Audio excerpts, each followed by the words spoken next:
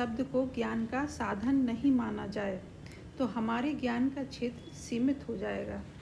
चारवाक ने वैदिक शब्द का खंडन किया है। वेद को उन्होंने अप्रमाणिक ग्रंथ कहा है। वेद के विरुद्ध चारवाक की जो युक्तियां हैं उनका खंडन जोरदार शब्दों में हुआ है। यह सोचना कि वेद धूर्त ब्राह्मणों की रचना है गलत है। वेद उन महर्षियों के द्वारा रचे गए हैं जिनमें स्वार्थ और पक्षपात की भावना का भाव था।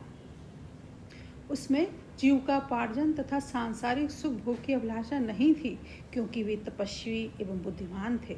चारवाक का यह विचार कि वेदों की रचना जीविकोपार्जन के उद्देश्य से की गई है गलत है। अतः चारवाक के वेद विचार पक्षपातपूर्ण हैं। चारवाक ने प्रत्यक्ष को ज्ञान का एकमात्र साधन माना है।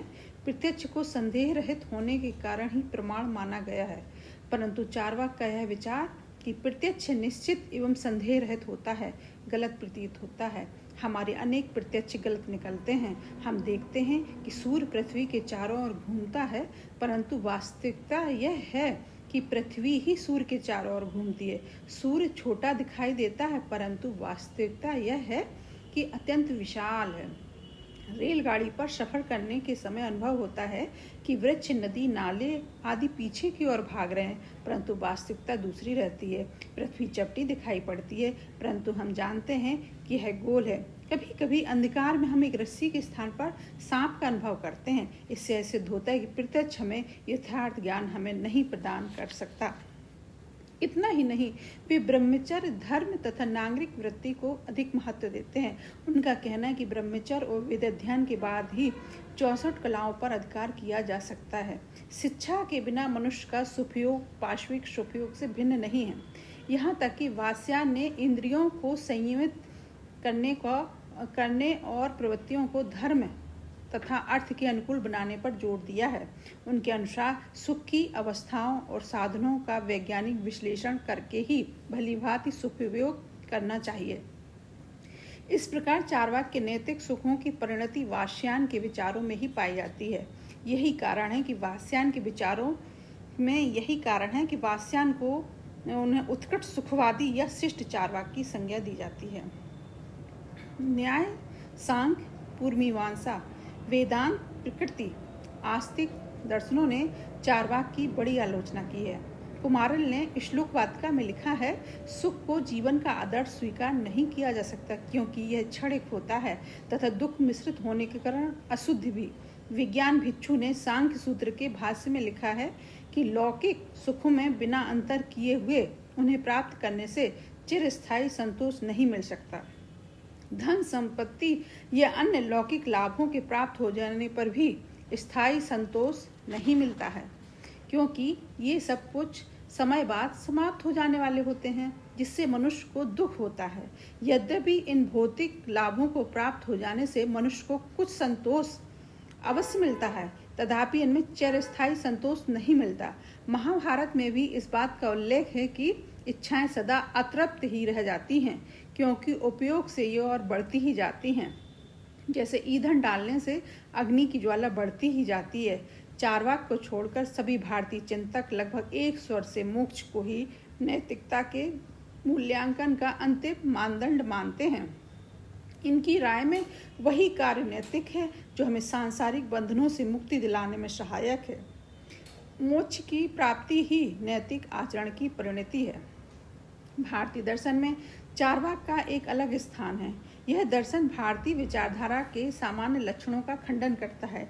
इसलिए भारत का प्रत्येक दार्शनिक चारवाक के विचारों की आलोचना करता है। चारवाक दर्शन का आधार प्रमाण विज्ञान है, जिसके विरुद्ध अनेक विपत्तियां उठाई गई हैं। इस दर्शन में प्रत्यक्ष को एकमात्र प्रमाण माना गया है।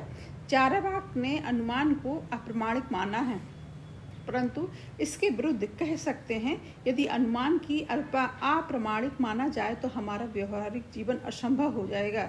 जीवन के प्रत्येक क्षेत्र में हम अनुमान का सहारा लेते हैं। हम जल पीते हैं तो इसके पीछे हमारा अनुमान रहता है कि जल पीने से प्यास बुझ जाएगी। हम सिनेमा देखने जाते हैं और फिल्म देखने से हमें सुख की प्राप्ति होगी। आकाश में बादल को देखते हैं तो अनुमान करते हैं कि वर्षा होगी। जब हम बाजार आते हैं तो हम अनुमान करते हैं कि अमुक वस्तु अमुक सही स्थान पर मिल जाएगी। अनुमान के आधार पर ही हमारे व्यक्तियों के कथनों का अर्थ निकालते हैं, तब अपने विचारों को दूसरे तक पहुंचाने का प्रयास करते हैं। सभी प्रकार के तर्क वितर्क निषेध हैं, अनुमान के द्वारा ही संभव हो पाती है, अतः अनुमान को ज्ञान का साधन मानना असंगत नहीं है। चार्वाक के दर्शन का जब हम विश्लेषण करते हैं तो पाते हैं चार्वाक स्वयं अनुमान का प्रयोग करते हैं। उसका यह कथन है कि प्रत्यक्ष का ज्ञान एकमात्र साधन है तथा अनुमान और शब्द अप्रामाणिक हैं, अनुमान का ही फल है। चार्वाक का यह विचार कि चेतना भौतिक द्रव्य का गुण है, स्वयं अनुमान से प्राप्त होता है। उनका यह विचार कि आत्मा और ईश्वर के अस्तित्व नहीं है, क्योंकि वे प्रत्यक्ष की सीमा से बाहर हैं, स्वयं अनुमान का फल है। एक और चार्वाक अनुमान का खंडन करते हैं और दूसरी ओर अनुमान का स्वयं उपयोग करते हैं। यह तो विरोधाभास ही कहा जा सकता है। अनुमान के अतिरिक्त चार्वाक ने शब्द की अप्रामाणिक घोषित किया है। इसके विरुद्ध में कहा जा सकता है कि हमारे ज्ञान का मुख्य हिस्सा शब्द पर आधारित है। हमें अनेक वस्तुओं का ज्ञान दूसरे से सुनकर, अनेक पुस्तकों का अध्ययन से प्राप्त होता है। यदि शब्द को ज्ञान का साधन नहीं माना जाए तो हमारे ज्ञान का क्षेत्र सीमित हो जाएगा। चार्वाक ने वैदिक शब्द का खंडन किया है। इसके अतिरिक्त यदि प्रत्यक्ष को ज्ञान का एकमात्र साधन माना जाए तो ज्ञान का क्षेत्र अत्यंत ही सीमित हो जाएगा। बहुत सी वस्तुओं का ज्ञान प्रत्यक्ष से संभव है, अतः चार्वाक के प्रत्यक्ष प्रमाण को मानना भ्रांति मूलक है। प्रमाण विज्ञान की तरह चार्वाक का तत्व विज्ञान भी दोषपूर्ण है। आत्मा तथा ईश्वर संबंधी विचारों के विरुद्ध अनेक आक्षेप किए गए हैं। चार्वाक के विश्व संबंधी विचार के विरुद्ध कहा जा सकता है कि विश्व के निर्माण की व्याख्या नहीं कर सकता। विश्व का निर्माण वायु, अग्नि, जल, पृथ्वी, भौतिक पदार्थों के मिलने से आप हो जाता है, ऐसा चार्वाक का मत है। यदि यह मान लिया जाए कि विश्व का निर्माण 4 प्रकार के भूतों के मिलने से हो जाता है तो स्वभावतः प्रश्न उठता है कि भूत आपस में कैसे मिल सकते हैं।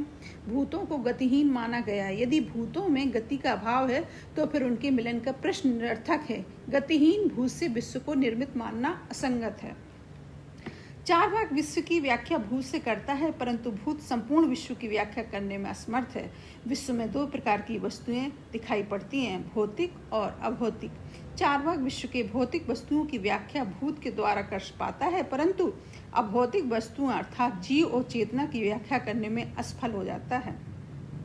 चार्वाक का कहना है चेतना का विकास भूत से होता है, परंतु उनका यह विचार बकवास मात्र है। आज तक भूतों से चेतना का आविर्भाव होते नहीं देखा गया है। चार्वाक का कहना है जिस प्रकार पान, कत्था, कसेली, चूना और मिलाकर चबाने से लाल रंग का निर्माण होता है, उसी प्रकार भिन्न भिन्न भूतों के सम्मिश्रण से चैतन्य का उद्भव होता है। इस व्याख्या के विरुद्ध कहा जा सकता है यह तो उपमा है, तर्क नहीं। कोई भी दार्शनिक उपमा का सहारा तभी लेता है जब तर्क उसका साथ नहीं देता है, अतः उपमा पर आधारित चैतन्य की व्याख्या अमान्य प्रतीत होती है। अतः चार्वाक के विश्व संबंधी विचार एकांकी हैं। चार्वाक ने विश्व को यांत्रिक माना है। विश्व में प्रयोजन अथवा व्यवस्था का अभाव है। जब हम विश्व की ओर देखते हैं तो चार्वाक के विचार संतोषजनक नहीं प्रतीत होते हैं। सारा संसार व्यवस्था तथा प्रयोजन को स्पष्ट करता है। रात के बाद दिन और दिन के बाद रात का आते रहना संसार की व्यवस्थित प्रमाणित करता है कि एक ऋतु के बाद दूसरी ऋतु का आना, सूर्य का निश्चित दिशा में उदय होना, ग्रह नक्षत्रों का निश्चित दिशा में गतिशील रहना विश्व के प्रयोजनमय होने का सबूत कहा जा सकता है। चार्वाक का यह विचार कि विश्व विज्ञान असंतोषजनक है प्रतीत होता है।